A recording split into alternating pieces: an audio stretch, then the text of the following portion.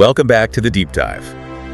We're here to cut through all the noise around big cultural moments and give you, well, the essential stuff you need to know.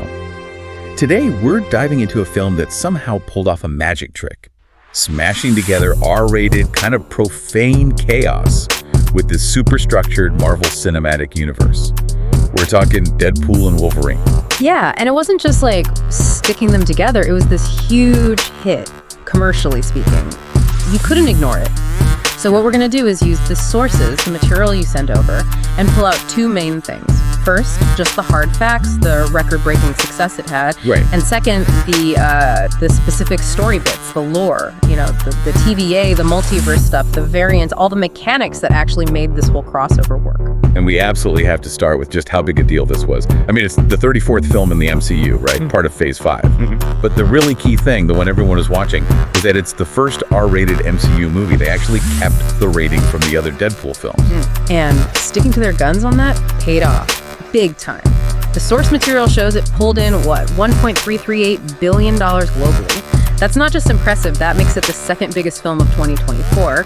And maybe more importantly, it cemented its place as the highest grossing R-rated film ever. It just proved how much people wanted that specific unfiltered Deadpool. Okay, so the money side is clear. Huge success. But let's talk about the challenge behind the scenes. How did they even manage to take this character, who started out at 20th Century Fox, remember? They started working on a third movie way back in 2016, and then fold him into Disney's Marvel Studios, after the buyout in 2019. That seems tricky. Oh, absolutely. That's where the real story is. And the sources indicate it wasn't exactly a smooth ride creatively at first. You had this team of writers, Sean Levy, who also directed, Ryan Reynolds himself, Reese Wernick, Zeb Wells, and some earlier writers too. And they were kind of struggling, trying to find the right angle. How do you make this fit? It couldn't just be about money. It needed a story reason to be in the MCU. And this is where it gets interesting, right? That struggle was real, apparently, until August 2022. What was it about Hugh Jackman deciding, okay, I'll come back as Wolverine, that suddenly made everything click into place? It basically solved their biggest problem, the multiverse. If you bring that Wolverine back, the Fox version, you kind of have to use the multiverse. And the established way to do that in the MCU now is, the TVA, thanks to Loki. Right, the Time Variance Authority. Exactly. So Jackman coming back meant the film didn't need to force Deadpool into the main MCU timeline, Earth 616. Instead, it could become this big celebration and farewell to the whole Fox Marvel universe. It gave the movie its own reason to exist, separate from the main MCU sacred timeline. Makes sense. And just a quick production note, they filmed mostly in the UK, Pinewood Studios, and other spots. And you can see the real-world impact, too, like when the SAG-AFTRA strike in 2023 forced them to pause filming. Shows how long this thing was actually in the works. Yeah, definitely. And we shouldn't forget the music, either. It's got an original score by Rob Simonson, sure. But they also deliberately used these huge, iconic pop songs, like Madonna's Like a Prayer. For those big, over-the-top Deadpool moments, it really helps lock in that unique, kind of irreverent tone. Okay, let's jump right into the plot stuff now, because this is where all that Loki lore really kicks in. So Wade Wilson, right. It's 6 years after he used Cable's time device to save Vanessa. He's hung up the suit, basically, retired. He actually tries to join the main Avengers, the Earth 6x10 team, and gets shot down by Happy Hogan. Why start there? Why show that rejection? Because it instantly tells you he doesn't belong here. He's an outsider to the main MCU world. That rejection is what triggers the whole TVA thing. He gets picked up, detained by this agent, Mr. Paradox, and Paradox's job, his whole department's job, is monitoring the sacred timeline, keeping things in order across the multiverse. Paradox wants to recruit Wade at first, but then we get the big twist, the main problem for the movie.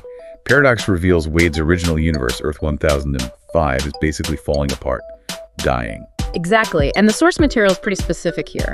It's deteriorating because its anchor being died, and that anchor was Logan, their Wolverine. So one guy dying is literally unraveling their whole reality. That's the concept. And Paradox, who's kind of acting shady off the books from his TVA bosses, he plans to just wipe that universe out completely with a Time Ripper machine, probably to cover up his own mistakes in monitoring it. Okay, so high stakes, clear conflict. Wade steals a time device, a tempad, tries to bring his Logan back to life, fails, and then he finds another Logan, a variant. But this one is apparently so bad that Paradox himself calls him the worst Wolverine in the multiverse. Ouch! It's the perfect setup to force them together, right? So to deal with this mess, Paradox just dumps both of them into the void. You know that place at the end of time where the TVA throws all the timelines and variants they prune? And this specific Logan variant is important because the sources say he's just consumed by regret, especially about his X-Men teammates dying. That guilt is his whole deal. And the void is where the movie really leans into being a massive Fox tribute. The big bad there is Cassandra Nova, Charles Xavier's twin sister, apparently super powerful, super sadistic, and she made some deal with the TVA to basically rule over this wasteland of prune stuff. Yeah, and you can see they were serious about her tone. Emma Corrin, who played her, mentioned using Christoph Waltz's Honda Landa from Inglourious Bastards as inspiration. That kind of calm, calculating, terrifying villain. She's designed to mess with the heroes' heads. So in the Void, Wade and Logan run into this resistance group, and this is where the nostalgia just goes off the charts. You get Laura, X-23 from Logan, Jennifer Garner back as Elektra, Wesley Snipes as Blade. Yeah. And maybe the biggest one for longtime fans, Channing Tatum finally playing Gambit after that solo movie never happened. It really feels like closing the book on the Fox era. Totally. And the different variants they show hammer that home too. You see Hugh Jackman as all these different Wolverines. There's the short, comics-accurate one, Old Man Logan, Patch with the eye patch. It's not just Easter eggs. It's like the movie is saying, okay, we see all these versions of the Fox history, we acknowledge them, now we move on. And we got to talk about the Deadpool army too. Ryan Reynolds really called in some favors, it looks like. Dogpool's a star, obviously, played by Plumber the dog. But then you find out his wife, Blake Lively, voiced Lady Pool, and two of their kids voiced Kid Pool and Baby Pool. Now, that's almost breaking the fourth wall just with the casting. It definitely adds to that personal, chaotic feel, doesn't it? And beyond the family ties, they use the variant idea to pull in everyone. Like Chris Evans popping up as Johnny Storm again, briefly. Even Henry Cavill shows up as a Wolverine variant. The Cavalrine, they called him. Just the sheer number of familiar faces makes you realize the stakes. It's the entire history of Fox's Marvel movies potentially on the chopping block. Which sets up the climax perfectly. Cassandra Nova figures out she can use the Time Ripper to destroy all the timelines, not just Earth 1005, leaving only her void. So Wade and Logan have to follow her back to Wade's dying homeworld. And the final showdown delivers the payoff. Paradox lets slip that destroying the Time Ripper is basically a suicide mission. Whoever breaks its power flow dies. So naturally, Wade and Logan do it together. They share the burden, overload the machine. And because it's a comic book movie, they both manage to survive somehow. Cassandra's plan is stopped, she's killed in the process. Right after that, proper TVA arrives. Hunter B-15 shows up, arrests Paradox for going rogue, Earth 1005 is saved, stabilized. But then Wade, always thinking emotionally, asks the TVA for one more thing. Can you change Logan's past? Fix all the bad stuff, erase his regrets. And this, right here, this is maybe the most important moment for the future of the MCU and how it handles legacy characters. Hunter B-15 says no. Flat out refuses.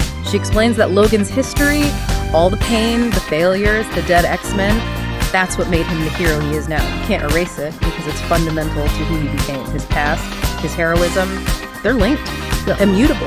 Well, that's a pretty definitive statement from the multiverse police, isn't it? Can it regret stays. She does give Logan permission to stay in Wade's universe, though, which is nice of her. And that's kind of how the deep dive ends. On a personal note, Logan, the guy defined by all that past pain, is the one telling Wade to go make things right with Vanessa. It brings Wade's personal story full circle, even as all the huge multiverse stuff settles down. The personal drama reflects the cosmic rules, in a way. So, stepping back, looking at the whole thing, what made this film such a big deal wasn't just the R rating, though that was huge. It was how it cleverly used the MCU's own rules, the TVA, the Sacred Timeline, as the mechanism to basically give a proper send-off to the whole Fox Marvel legacy. It was a tribute that also managed to integrate these characters going forward. Pretty smart. What really sticks with me, though, is that core idea from the TVA's ruling about Logan. If Hunter B-15 is saying point blank that a character's tragic, regrettable past, the stuff that haunts them, can't be changed because it's the very thing that forged their heroism, well, that raises some massive questions for any other legacy characters they bring into the MCU, doesn't it? Yeah, it really does. And that brings us to a final thought for you, the listener. If the defining moments of the hero's life, especially the painful ones, are now set in stone by the universe's timeline managers, how much real choice do these characters have left? And does accepting that immutable regret, that painful past, become the new definition of heroism in this giant MCU multiverse? It makes you wonder if being saved means changing your past or just figuring out how to live with it, something to think about.